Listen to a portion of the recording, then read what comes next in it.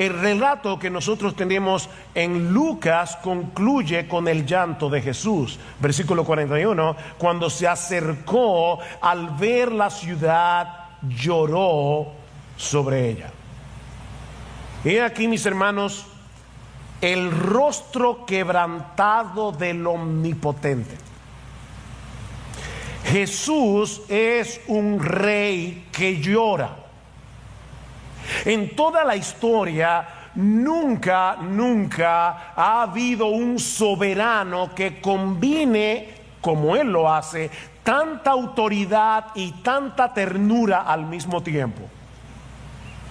Infinitamente poderoso, sensiblemente compasivo. Juan lo describe en el capítulo 5 del libro de Apocalipsis como el león de la tribu de Judá, la raíz de David, que ha vencido, y como un cordero que fue inmolado. Él posee la fiereza de un león y la inocencia y ternura de un cordero. Y es esa combinación inigualable que hace a Jesús inigualable, la que encontramos en este pasaje de Lucas 19 que vamos a estar considerando en la mañana de hoy. Y hay dos aspectos aquí que yo quiero que ustedes vean. Por un lado, la soberanía de Jesús, y por el otro lado, el corazón quebrantado de Jesús. Veamos en primer lugar su soberanía. Hay varios elementos en esta historia que resaltan la realidad de que Jesús es Rey de reyes y Señor de señores. Vean conmigo una vez más los versículos 28 al 31 de Lucas 19. Habiendo dicho esto, una parábola que haremos referencia a ella en un momento, iba adelante subiendo hacia Jerusalén, y aconteció que cuando se acercó a Betfagé y a Betania, cerca del monte que se llama de los Olivos, envió a 2 de los discípulos diciendo: id a la aldea que está enfrente, en la cual al entrar encontraréis un pollino atado, sobre el cual nunca se ha montado nadie, desatadlo y traedlo. Y si alguien os pregunta por qué lo desatáis, de esta manera hablaréis: porque el Señor lo necesita. Niños, un pollino es un burrito joven. El Señor se está dirigiendo hacia la ciudad de Jerusalén desde Jericó, rodeado de sus discípulos, de una gran multitud. Y cuando se encontraban a unos 3 kilómetros de la ciudad de Jerusalén, cerca de Betfagé y de Betania, la ciudad donde vivían Lázaro, Marta y María, Jesús pide a 2 discípulos que vayan a la aldea de enfrente a buscar un burro joven, un pollino que nadie había montado jamás, y que iban a encontrar a la entrada de la aldea. Ellos debían desatar el pollino y llevárselo a Jesús, y si alguien les preguntaba por qué estaban haciendo eso, debían responder: porque el Señor lo necesita. Lester decía que él no sabía si yo iba a mencionar esto, pero hermanos, ¿cómo sabía Jesús que ellos iban a encontrar ese pollino allí? ¿Cómo sabía Jesús que nunca nadie lo había montado antes? ¿Y cómo sabía Jesús que sus dueños iban a ceder al burrito? Mis hermanos, ellos están regresando a Jerusalén después de un largo ministerio en Galilea, en la región de Galilea. Era imposible que Jesús supiera todo esto si él hubiera sido un hombre común y corriente. Pero resulta que Jesús es el Dios encarnado, y él no solo sabe dónde se encuentra cada burro y cada pollino del planeta, sino que tiene derecho a disponer de cada uno como le plazca. Él lo sabe todo, lo controla todo, porque es el dueño de todo. Él es el rey. Versículo 32. Entonces los enviados fueron y lo encontraron como él les había dicho, y mientras desataban el pollino, sus dueños les dijeron: ¿por qué desatáis el pollino? Y ellos respondieron: porque el Señor lo necesita. ¿Notaron, hermanos? Los dueños del pollino. El pollino tenía dueño. La Biblia no está en contra de la propiedad privada. Este pollino le pertenecía a alguien, pero el señorío de Jesús está por encima del derecho de propiedad privada. Por eso, noten que no dice porque Jesús lo necesita, sino porque el Señor lo necesita. Si el Señor necesita el burrito, no hay más que hablar. Porque en última instancia, Él es el dueño absoluto de todo cuanto existe. Mi hermano, todo lo que tú tienes te pertenece, es tuyo. Pero nunca olvides que tú le perteneces entero a Jesús. Fuiste comprado por precio, dice Pablo en 1 Corintios capítulo 6, versículo 20, y por lo tanto, el propósito de tu vida es glorificar a Jesús con todo lo que eres y con todo lo que tienes. De paso, cuando leo este pasaje, me pongo en el lugar de los discípulos, porque el mandato que le dieron es un tanto incómodo. Vayan a la ciudad, desaten al burrito y tráiganmelo, sin pedir permiso, porque si alguien les pregunta, un mandato incómodo. Pero Él también tiene autoridad para ordenarnos lo que quiera. Y nosotros debemos obedecer, por más incómodo que resulte el mandamiento. Mi hermano, no seas como el apóstol Pedro, que en Hechos capítulo 10 el Señor le baja un lienzo lleno de animales inmundos y le dice: Pedro, mata y come. Y él le dice: de ninguna manera, Señor. Hay un problema ahí. En una misma oración no pueden estar estas dos frases: de ninguna manera, Señor. Si Él es Señor, no le digas que no, siempre tienes que decirle que sí, porque Él es el Señor. Yo no sé si Sigfrido se acordará de esto, pero hace como 9 años, no se puede acordar, Sigfrido predicó en este púlpito acerca de Lucas capítulo 15, y creo que el título del sermón era Buscando a los perdidos o algo así. Y yo me acuerdo, sentado ahí en la iglesia escuchando el sermón de Sigfrido, que al final él daba una exhortación a los hermanos de la iglesia diciendo: al igual que Dios viene en Cristo a buscar a los perdidos, nosotros tenemos que salir hacia afuera a buscar a los perdidos. Al otro día yo tenía un viaje en avión, solo, sin gloria. Así que yo me siento, a mí me encantan los vuelos cuando voy tranquilo y no va nadie al lado de mí para poder hacer lo que yo quiera, usualmente ponerme a leer. Y yo estaba leyendo un libro que me tenía muy atrapado, así que yo me siento rogando que no se sintiera nadie al lado mío. Abro mi libro y ¿qué ustedes creen? Se me sienta un obispo católico. Y yo comienzo a recordar la prédica de Sigfrido y pienso dentro de mí: yo quiero leer. De hecho, yo estaba leyendo un libro que no lo estaba leyendo por gusto, aunque me tenía atrapado. Es que yo iba a dar una conferencia en Colombia y el libro era parte de lo que yo iba a hablar en esa conferencia. Así que yo necesitaba avanzar. Bueno, sigo leyendo mi libro y ¿qué ustedes creen? Al final del capítulo que estaba leyendo termina con Lucas 15. Y el autor dice: ¿y ahora qué vas a hacer tú con eso? Yo me acuerdo perfectamente que yo cerré el libro y dije: está bien, Señor, te entiendo. Te entiendo. No es lo que quiero, vergonzosamente lo confieso, no es lo que quiero, pero el Señor me dio una tremenda oportunidad para predicarle el evangelio a este obispo. Mis hermanos, Jesús es el Señor. Cuando nosotros colocamos la palabra Señor, ya todo lo que sigue es sí, Señor. Él es el Señor. Ahora, ¿por qué Jesús necesitaba este pollino para entrar en Jerusalén? ¿Por qué no entró caminando como había hecho tantas veces?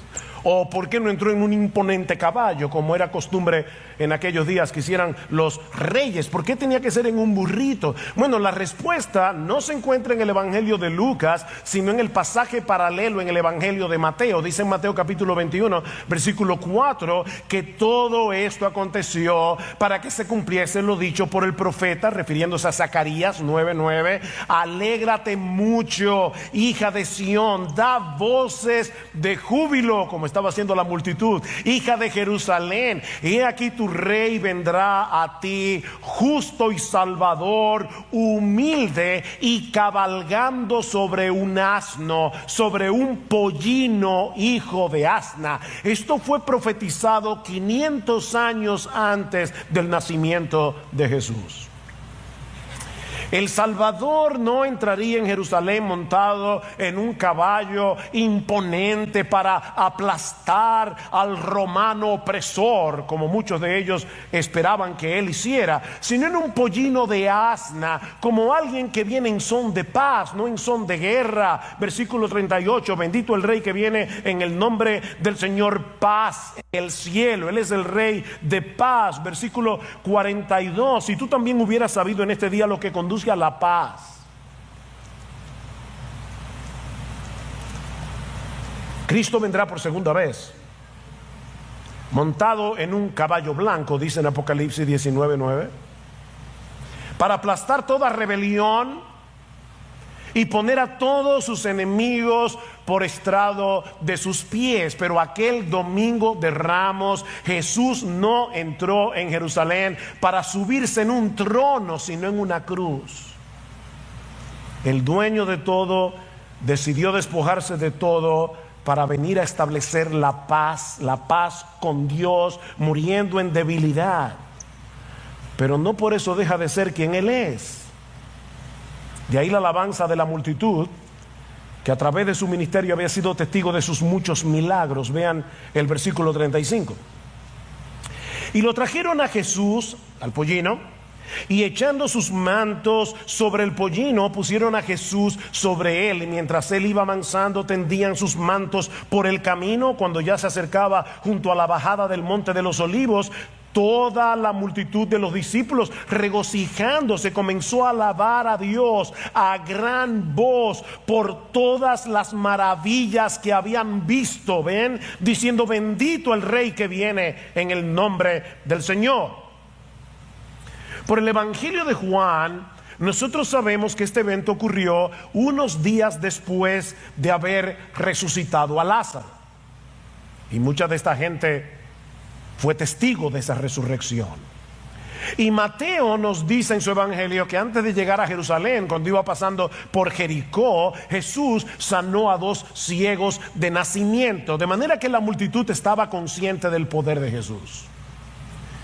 Dice John Piper, toda esta gente lo había visto curar la lepra con un toque, había hecho ver a los ciegos, oír a los sordos y caminar a los cojos, había dado órdenes a los espíritus inmundos y ellos le obedecieron, había calmado tormentas, caminado sobre las aguas y convertido 5 panes y 2 peces en comida para miles.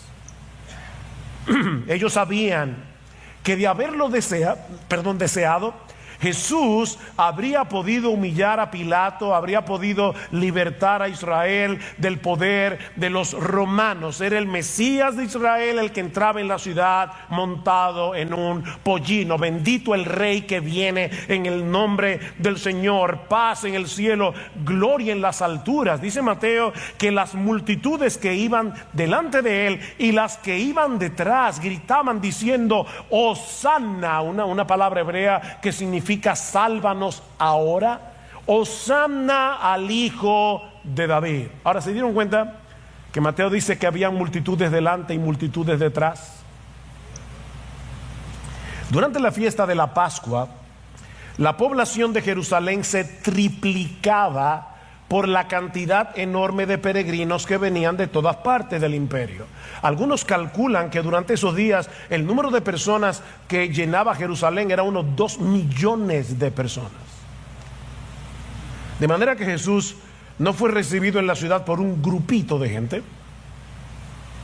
Jesús entró en Jerusalén rodeado de miles y miles y miles de personas que lo aclamaban por el camino como el Hijo de David prometido por los profetas. Bendito el Rey que viene en el nombre del Señor. Una cita del Salmo 118, versículo 26, que los judíos cantaban durante la Pascua como una referencia a la llegada del Mesías.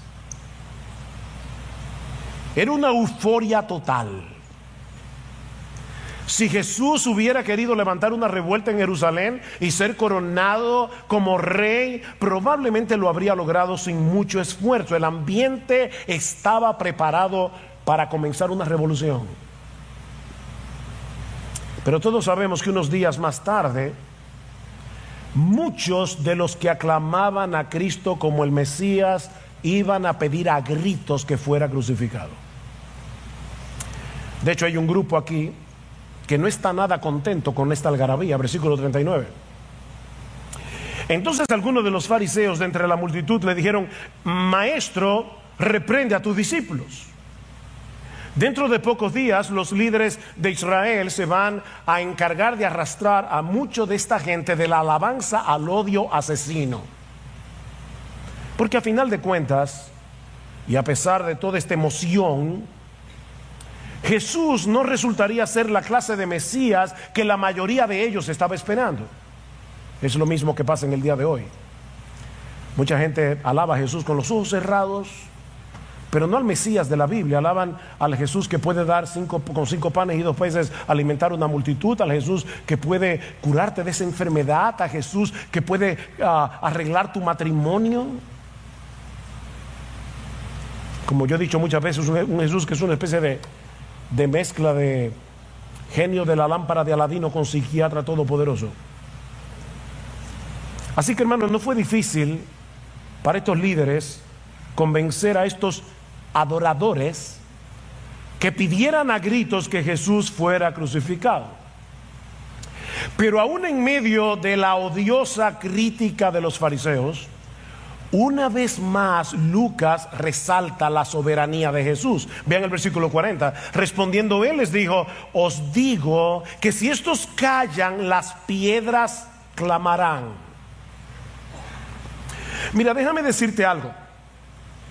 Si en el mundo entero no hubiera un solo ser humano que reconociera la grandeza, la gloria de Jesús, las cosas inanimadas del planeta se encargarían de darle alabanza a su nombre. Todo cuanto existe fue creado por Él y para Él, para su gloria. Porque de Él, por Él y para Él son todas las cosas. A Él sea la gloria por los siglos. Amén. Cristo, mis hermanos, no necesita de nuestras alabanzas. Mi amigo, Cristo no necesita de tu alabanza. Tú necesitas alabarlo a Él. Amén. Si no lo hacemos nosotros, dice el Salmo 148, lo van a hacer el sol y la luna y las estrellas. Alabadle, cielo de los cielos, y las aguas que están sobre los cielos. Alaben ellos el nombre del Señor, pues Él ordenó y fueron creados. ¿Quién ordenó y fueron creados? El Logos de Dios, la palabra de Dios, el verbo de Dios. Todas las cosas por Él fueron hechas. Juan 1:3. Y sin Él, sin Cristo, nada de lo que ha sido hecho fue hecho. Alabad al Señor desde la tierra, monstruos marinos y todos los abismos, fuego y granizo, nieve y bruma, viento tempestuoso que cumple su palabra, los montes y todas las colinas, árboles frutales y todos los cedros, las fieras y todo el ganado, reptiles y aves que vuelan, alaben al Señor. Si estos callan, las piedras clamarán. Mis hermanos, este Jesús que entró en Jerusalén el llamado Domingo de Ramos sentado en un pollino es digno de ser universalmente aclamado y exaltado, porque Él es el Rey, Él es el Señor, Él es el Altísimo, Él es el Todopoderoso, el soberano del universo, el único y sabio Dios hecho hombre. Pero es al mismo tiempo la compasión encarnada. Es por eso que al llegar a Jerusalén su corazón se quebranta hasta las lágrimas, versículo 41. Cuando se acercó, al ver la ciudad, lloró sobre ella. Lo que nos lleva a la segunda escena de este relato. Ya hemos visto la soberanía de Jesús. Veamos ahora en segundo lugar el corazón quebrantado de Jesús. Y antes que nada, yo debo hacer una aclaración. Mis hermanos, este no es un llanto de impotencia. No fue que al escuchar las críticas de los fariseos, Jesús hubiera caído en cuenta que sería rechazado por su nación. No, todo lo que iban a hacer con él al final de esa semana no sería un fracaso, sino el cumplimiento de sus decretos soberanos ya revelados en las Escrituras. Vayan conmigo a Lucas 18, versículo 31. El capítulo anterior. Tomando aparte a los 12, Jesús les dijo: mirad, subimos a Jerusalén y se cumplirán todas las cosas que están escritas por medio de los profetas acerca del Hijo del Hombre, pues será entregado a los gentiles y será objeto de burla, afrentado y escupido, y después de azotarle le matarán y al tercer día resucitará. Él no solo sabe en su omnisciencia lo que está a punto de suceder, es que así fue decretado y así fue revelado en las Escrituras. ¿Vieron? Se cumplirán todas las cosas que están escritas por medio de los profetas. Mis hermanos, la crucifixión de Jesús no fue el plan B que Dios tuvo que introducir en la historia cuando Israel decidió rechazar a su Mesías. Ese siempre fue el plan A. El plan A de nuestra redención. De hecho, en Lucas 19, noten cuál es la parábola que está inmediatamente antes de la entrada triunfal. Versículo 11. Estando ellos oyendo estas cosas, continuando, Jesús dijo una parábola porque él estaba cerca de Jerusalén. Y ellos pensaban que el reino de Dios iba a aparecer de un momento a otro. Ellos estaban equivocados. Por eso dijo: cierto hombre de familia noble fue a un país lejano a recibir un reino para sí y después volver. Y llamando a 10 de sus siervos, les dio minas y les dijo: negociad con esto hasta que yo regrese. Pero sus ciudadanos lo odiaban. Hermanos, pónganse en la mente de Jesús. Él está a punto de llegar a Jerusalén. Se va a encontrar con una multitud aclamándolo como el rey de Israel. Pero escuchen lo que Jesús le está diciendo de antemano a sus discípulos en esta parábola. Sus ciudadanos lo odiaban y enviaron una delegación tras él diciendo: no queremos que este reine sobre nosotros. Por supuesto, eso no fue evidente cuando Jesús entró en Jerusalén montado en el pollino. Eso iba a ser evidente cuando Cristo fuera arrestado, juzgado y crucificado, como veremos el domingo que viene. Si alguien hubiera podido viajar en el túnel del tiempo en ese momento histórico, seguramente habría llegado a la conclusión de que Israel estaba experimentando un avivamiento. ¿Se imaginan la escena? Miles y miles y miles aclamando a Jesús. Esto es un avivamiento. Pero Jesús sabía que detrás de toda esta algarabía no había otra cosa que incredulidad disfrazada en la mayoría de esa gente. Él sabía lo que va a suceder al final de esta semana. Y precisamente por eso se quebranta hasta las lágrimas. Otra vez, versículo 41, cuando se acercó, al ver la ciudad, lloró sobre ella. Y la idea de esta palabra es que comenzó a sollozar audiblemente. Cristo lloró por la incredulidad de esta gente. A pesar de sus aclamaciones, tenían el corazón endurecido.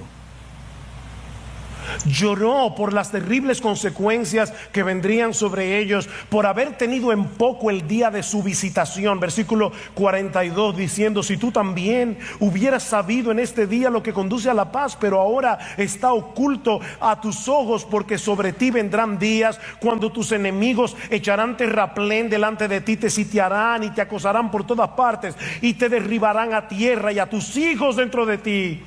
Y no dejarán en ti piedra sobre piedra, porque no conociste el tiempo de tu visitación. ¿Ustedes recuerdan cuando el Señor iba camino al Calvario con la cruz a cuesta y las mujeres comenzaron a llorar? Y dicen en el capítulo 23, versículo 38, que Jesús les dijo: hijas de Jerusalén, no lloréis por mí. Llorad más bien por vosotras mismas y por vuestros hijos. No lloren por mí. Unos 40 años más tarde, en el año 70 después de Cristo, el general Tito Tito Vespasiano sitió la ciudad de Jerusalén en plena fiesta de la Pascua, llena de gente, para que nadie pudiera entrar ni salir. Durante varios meses cortaron todo suministro de alimento. De eso, el historiador Flavio Josefo, que estaba en Jerusalén en el momento del asedio, así que lo vivió en carne propia, dice que los judíos tenían que comerse la piel de las correas y de sus sandalias. No tenían nada que comer hasta que en el mes de septiembre de ese año los romanos entraron en Jerusalén, destruyeron la ciudad y destruyeron el templo. No dejaron piedra sobre piedra. Se calcula que 1 millón de judíos murieron en la masacre. 1 millón de judíos. Y los que sobrevivieron fueron vendidos como esclavos. Eso es lo que Jesús estaba contemplando ese domingo de Ramos, en medio de las aclamaciones del pueblo.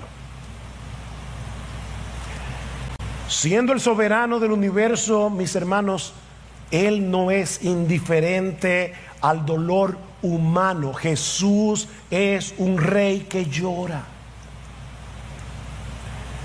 Como dice John Piper, las lágrimas de Jesús son lágrimas de misericordia soberana. Las lágrimas de Jesús son lágrimas de misericordia soberana. A nosotros nos resulta tan difícil conjugar ambas cosas en el corazón de Jesús. Pero mis hermanos, eso es lo que la Escritura revela acerca de Él. Jesús lloró en la tumba de Lázaro, ¿recuerdan? Minutos antes de resucitarlo, porque en ese momento su corazón estaba quebrantado al ver en esa tumba y en el dolor que produjo esa muerte las terribles consecuencias del pecado, las terribles consecuencias de la separación de Dios. ¿Qué cuadro tan sorprendente ver al Todopoderoso llorando? Mis hermanos, soberanía no equivale a insensibilidad. Soberanía no es indiferencia, no es una fría perfección. El Rey de Gloria lloró sobre Jerusalén por el sufrimiento de sus enemigos. Perdón, tal vez si estaba distraído, óyelo otra vez. Jesús lloró por el sufrimiento de sus enemigos, ¿sí? de aquellos que unos días más tarde iban a pedirle a gritos a Pilatos que lo intercambiaran por Barrabás y que Jesús fuera crucificado.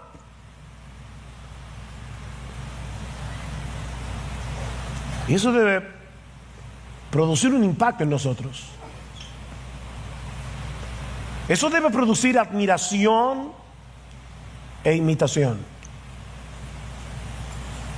Las multitudes que aclamaron a Jesús en Jerusalén pensaban que un líder político había llegado. Lo aclamaron como el rey que había venido a liberarlos del poder de Roma de una vez por todas. Pero mi hermano, ahora tú y yo sabemos que Él es mucho más que eso. El Rey de los cielos descendió de la gloria, asumió una naturaleza humana y murió en una cruz en lugar de pecadores para reconciliarnos con Dios, porque a Él le importa. ¿No deberíamos nosotros también con más razón decir: bendito el que vino en el nombre del Señor? Bendito el Rey que vino. Oh, mis hermanos, debemos orar que el Espíritu Santo nos conceda ser dominados por un deseo ferviente de proclamar las glorias, las excelencias de este soberano inigualable, movidos por una verdadera pasión, una profunda gratitud y una genuina humildad. pasión, gratitud y humildad, porque aún aquellas cosas que nosotros hacemos para la expansión del reino de Cristo, aún en esas cosas es Cristo que merece la gloria. Y no nosotros. Él es el rey, no tú ni yo.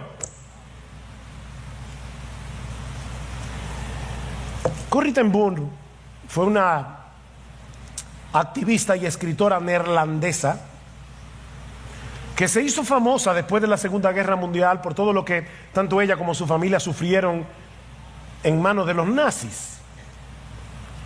Junto a su familia, Corrie ten Boom fue arrestada por la Gestapo en febrero del año 1944. Fue llevada al campo de concentración de Ravensbrück por haberle dado asilo, refugio a los judíos, hasta que increíblemente fue liberada por un error burocrático 10 meses más tarde, en ese mismo año. En cierta ocasión, después que pasó la guerra, alguien le preguntó si era difícil para ella mantenerse en humildad a pesar de toda la atención que recibía constantemente. Ella se hizo mundialmente famosa. En su respuesta, ella alude a este relato que acabamos de estudiar. Ella dice: cuando Jesús cabalgó hacia Jerusalén el domingo de Ramos sobre la espalda de un pollino, y todo el mundo comenzó a tirar sus mantos y a ondear las ramas de palma en el camino y a cantar alabanzas, ¿tú crees que por algún momento pasó por la cabeza del pollino que todo eso era por causa de él? O sea, ustedes ¿se imaginan al burrito teniendo complejo de superioridad? Pensando que en el mundo entero seguro que no había un burro más aclamado que él. Sigue diciendo ella: si yo pudiera ser el pollino sobre el que Cristo cabalgue en este mundo, yo le daría a él toda la alabanza y toda la gloria. Nunca olvides, mi hermano, mi hermana, que cuando trabajamos para el reino de Dios, no somos más que burros sobre los que Cristo cabalga. Cuando somos burros fieles, Él se lleva toda la gloria. ¿Cómo tú distingues un burro fiel de uno que no lo es? Porque los burros fieles hacen que Jesús se lleve toda la gloria. Pero este pasaje no solamente debe producir en nosotros un profundo sentido de admiración y una alabanza exuberante, mucho más que el de la multitud aquel día, sino también un sincero deseo de ser como Él en su misericordia y su compasión. La admiración produce imitación. La admiración produce imitación. Mis hermanos, los creyentes debemos aprender de Cristo a estar confiados en Dios en medio de todo el dolor que nos rodea, pero sin dejar de ser sensibles a todo el dolor que nos rodea, dentro y fuera de la iglesia. Y yo estoy consciente de que esto es una tensión, pero si somos seguidores de Jesús debemos aprender a vivir con esa tensión. Pablo le escribe a los filipenses invitándolos a que se regocijaran con él por todo lo que tenemos en Cristo. Regocijaos en el Señor siempre. Otra vez digo, regocijaos, mis hermanos. ¿Cuándo debemos regocijarnos en el Señor? Siempre. Pero es este mismo Pablo el que escribió en el capítulo 9 de su carta a los Romanos que él tenía una gran tristeza y un continuo dolor en su corazón a causa de la incredulidad de sus hermanos de raza que habían rechazado al Mesías. Mis hermanos, los cristianos tenemos que aprender a vivir en el contexto de esta paradoja. Debemos ser las personas más gozosas del mundo por todo lo que tenemos en Cristo, y al mismo tiempo las personas más sensibles del mundo ante la tragedia, ante el dolor que vemos a diario en este mundo caído.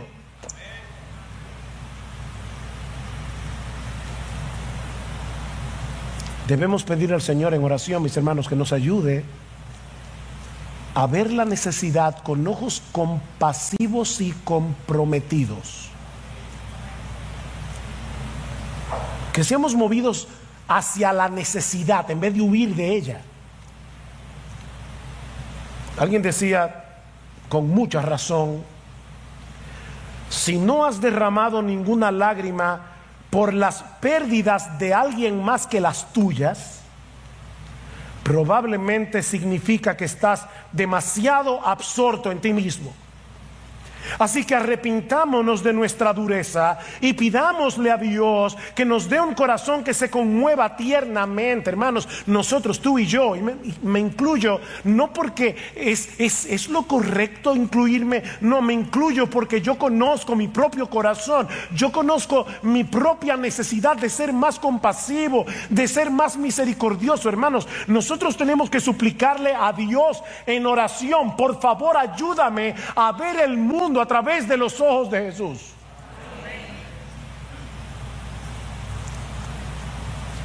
Jesús no solo lloró por Jerusalén, sino que unos días más tarde voluntariamente fue a la cruz para salvar a pecadores que lo odiaban. Él es un rey que llora y un rey que se involucra. Él vino a buscar y a salvar a los que se habían perdido. ¿Y saben lo que pasa cuando uno de esos perdidos es encontrados? Que hay fiesta en los cielos por cada pecador que se arrepiente. Mira, mi hermano, si nuestra confianza en la soberanía de Dios no viene acompañada de un corazón tierno y sensible al sufrimiento humano, sin un deseo genuino de rescatar a los perdidos con el poder del Evangelio, hay algo defectuoso en nuestra teología.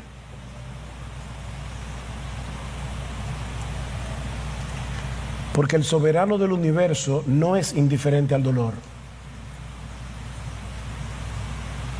El soberano del universo no es indiferente al sufrimiento. De paso, mis hermanos, eso debe ser un gran consuelo para nosotros. Porque ese mismo Jesús que murió y resucitó y ascendió a los cielos y está sentado a la diestra del Padre, ¿saben qué está haciendo? Intercediendo por ti y por mí. Continuamente. Porque tu dolor y tu aflicción no son ajenos a Jesús. Una de las cosas que uno muchas veces siente en medio de la aflicción es soledad. Porque aún esté rodeado de gente, uno se siente incomprendido. No, mi hermano, mi hermana, tú no estás solo y hay alguien que te entiende. Mira, si él fue tan sensible al dolor de sus enemigos, ¿cuánto más lo será al sufrimiento y las luchas de sus amigos? Dice en Hebreos 4:15 que no tenemos en los cielos un sumo sacerdote que no pueda compadecerse de nuestras debilidades, sino uno que fue tentado en todo según nuestra semejanza, pero sin pecado, uno que se compadece. Dice el puritano John Owen: Cristo dispone desde su propio corazón y afecto darnos ayuda y alivio, y se conmueve con nuestros sufrimientos y pruebas como si fueran propios. Anímate, mi hermano, porque Él no está lejos de ti cuando sufres. Su corazón está demasiado unido al tuyo, dice alguien. Su corazón está demasiado unido al tuyo.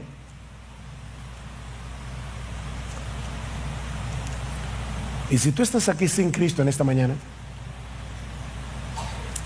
yo te ruego que tú medites hoy en la soberanía y las lágrimas de Jesús. Porque sigue siendo una desgracia rechazar a ese rey que murió por pecadores.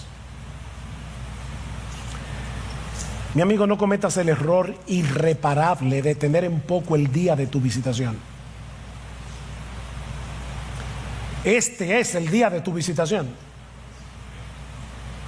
Hoy, 17 de marzo, hoy es el día de tu visitación, porque ahora, en este tiempo, Dios vino a ti por medio de su palabra predicada para ofrecerte perdón y vida eterna en Cristo por medio de la fe. Mi amigo, hoy es el día de tu visitación.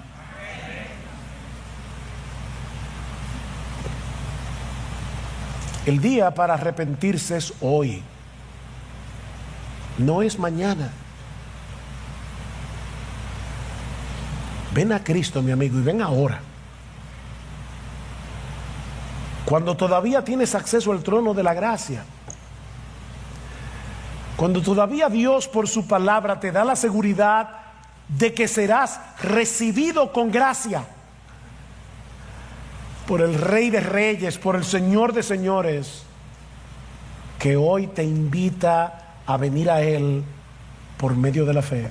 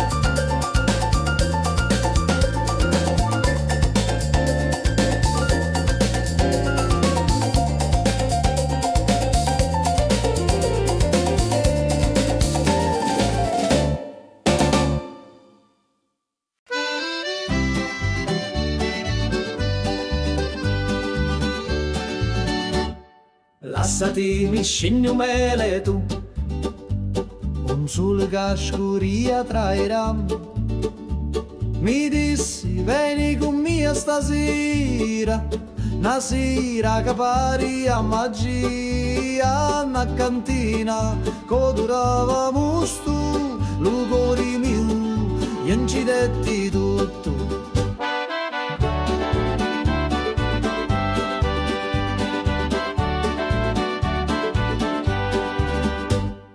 Gira chiagnina lenta e sorda, e giro frasso che canta ancora, che non è vino rosso come fuoco, ambivo frasso, scordavo loco, manichini, dove speranza, da sta terra tutto danza.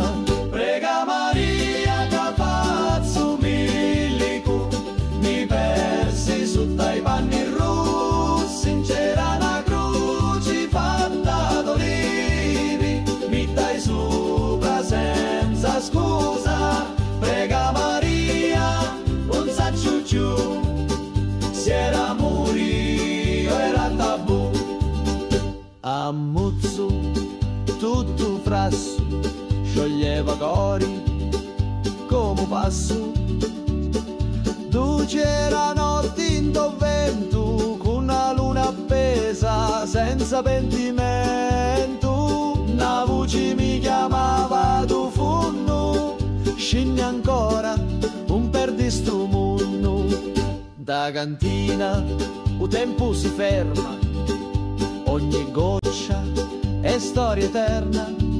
Cutti a me lato, cutti a me cori, sti stidi cacciato non mori. Scuro fora, ma luci dentro, a voci to, sempre mi senta. Prega Maria che pazzo milico, mi persi su dai panni rossi, in c'era una croce fatta d'olivi, mi dai sopra senza scusa. Prega Maria, non saccio più, se era morio era tabù. Lassati mi scegno mele tu, ogni volta, ogni giornata, a te torno in ta cantina, con vino speranza e una picca rovina.